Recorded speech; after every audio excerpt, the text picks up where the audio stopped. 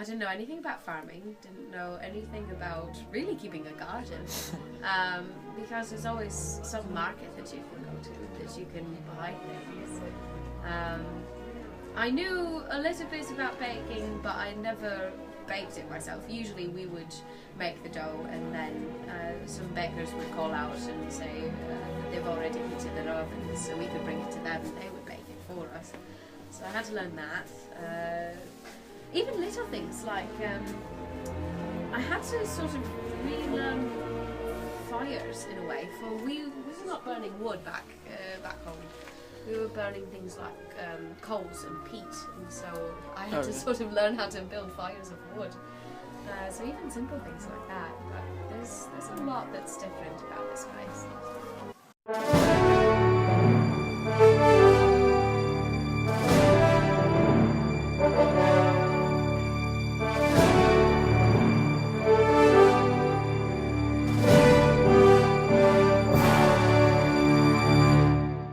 Dearest Mugsy and Carl, as thou hast spent time touring that horrible wilderness, I hope thou shalt now be able to provide me with a full report on my new lands. I have heard rumors of great success, but I have also heard whispers that a whole new society has been created. What does this all mean? I eagerly await your reply. Fantastically, Big G. Dear Big G, here's what happened.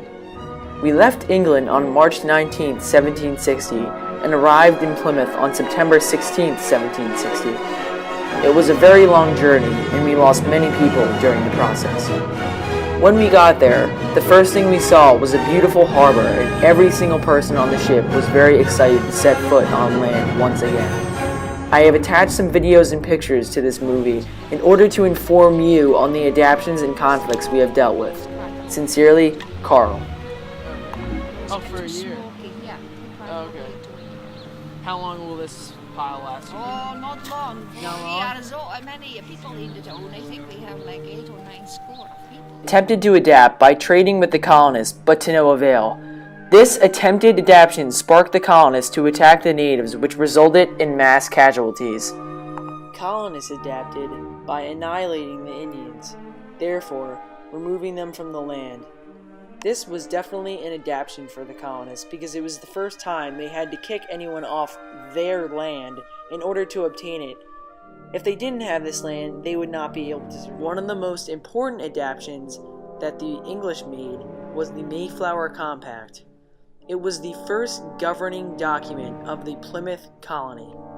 This single document was so important because it established a set of rules for the colonists of England to live under when they were in a new place. The largest source of wealth from Plymouth colony was the fur trade. The disruption of this trade caused by Miles Standish's raid at Wessagasset created great hardship for the colonists for many years to come, and was directly cited by William Bradford as a contributing factor to the colonists' economical difficulties in their early years. The first major war in New England was the Pequot War of 1637. The war's roots go back to 1632, when a dispute over control of the Connecticut River Valley near modern-day Hartford arose between Dutch fur traders and Plymouth officials.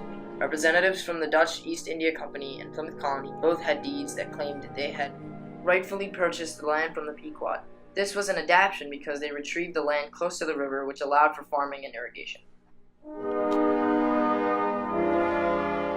Some of the wealthier families in Plymouth Colony owned black slaves, which, unlike the white indentured servants, were considered the property of their owners and passed on to heirs like any other property. Slave ownership was not widespread, and very few families possessed the wealth necessary to own slaves. This was an adaptation because this helped with farming, and it fastened up the process so the economy got better.